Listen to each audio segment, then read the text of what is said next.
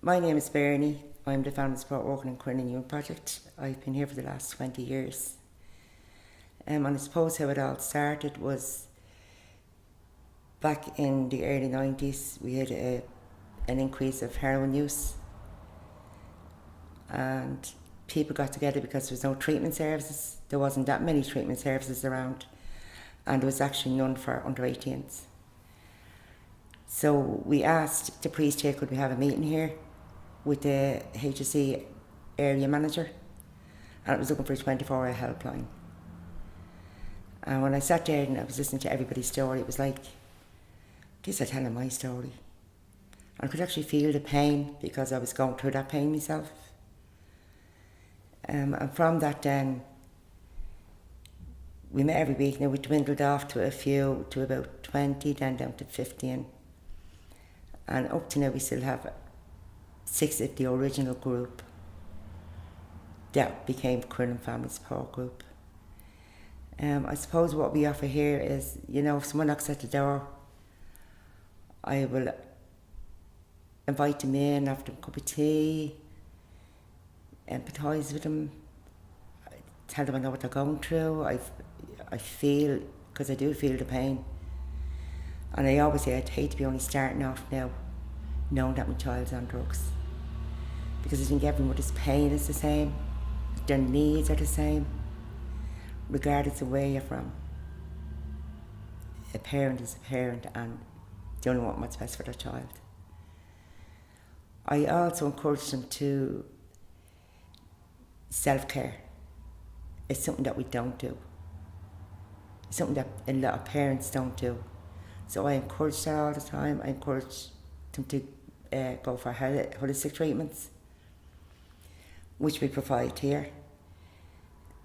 In the beginning we didn't provide it here, so I made arrangements for them to go elsewhere and have it done. We do coping skills, communication skills.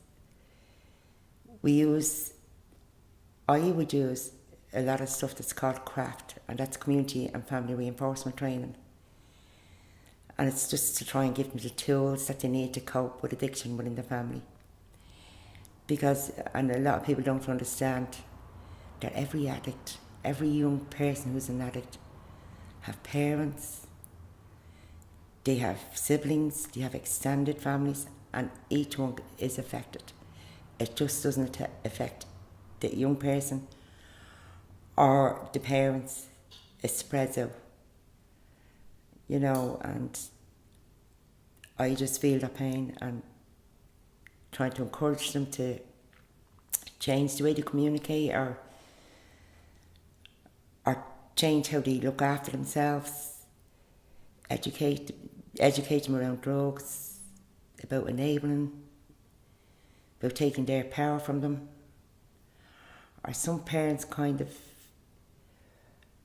get caught up in all the chaos, so that's their way in coping as well.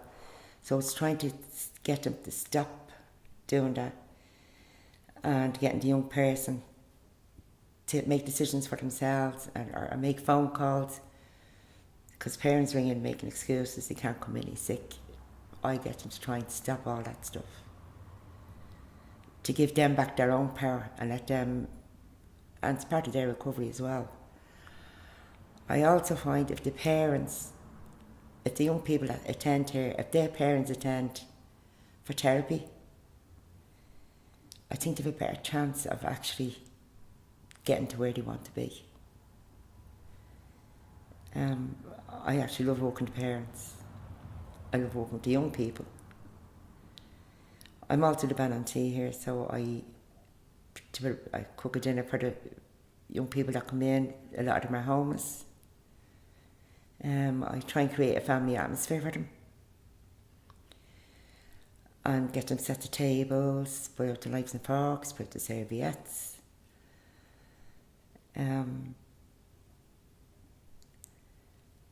I think the parents are most important, because the pain to go through, I think you've experienced that just tonight from one person. And it's hard. It's hard being the parent of a young person who's doing drugs or alcohol. Our connection to Crinan was our son was caught using drugs in the school, and in order for our son to get back into school, he had to get addiction counselling, and that's how we were introduced to Crinan. When we found out that, when we discovered our son was misusing drugs, I was devastated. I thought my world had ended. But coming through into Crinan, I suppose at the end of it all, it was a blessing in disguise for me.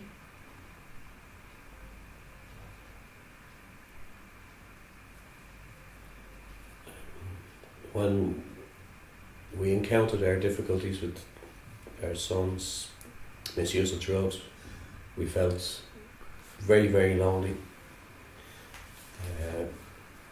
distraught and full of shame. But from the very first day we touched bases with Crinan, we felt nothing but support and comfort, and without Crinan we wouldn't have got through our difficulties. And every occasion we visited Crinan, we never ever ever left without hope.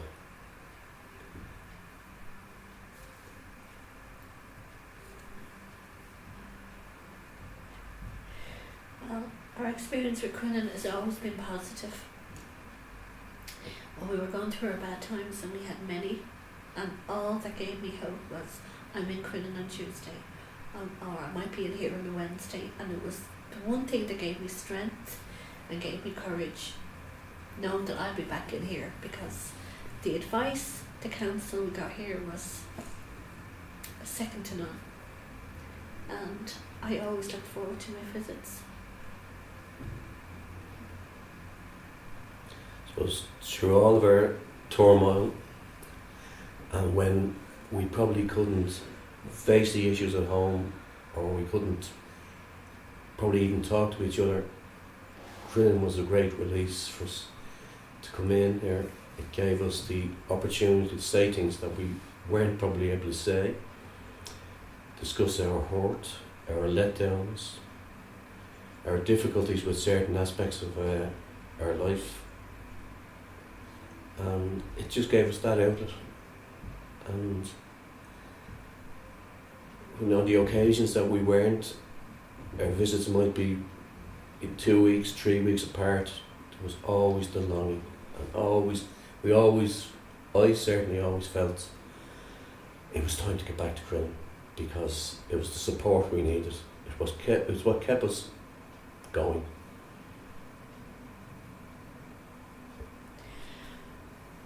Without Crinan, I would say our family would definitely probably be broken, and maybe even our marriage. We were on that road down to maybe even separating, because our challenges were too big, and then the blame game comes in. It's your fault, it's my fault.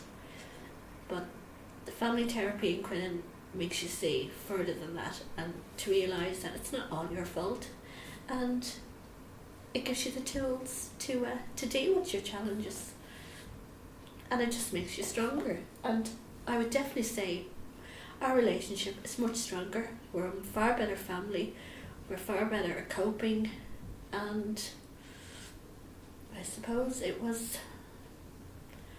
the best thing that ever happened to us is coming into Crinan.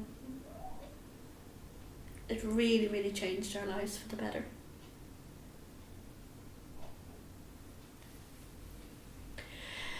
Crinan teaches you to be non-judgmental. It teaches you to be compassionate, because they are so non-judgmental. They don't put the blame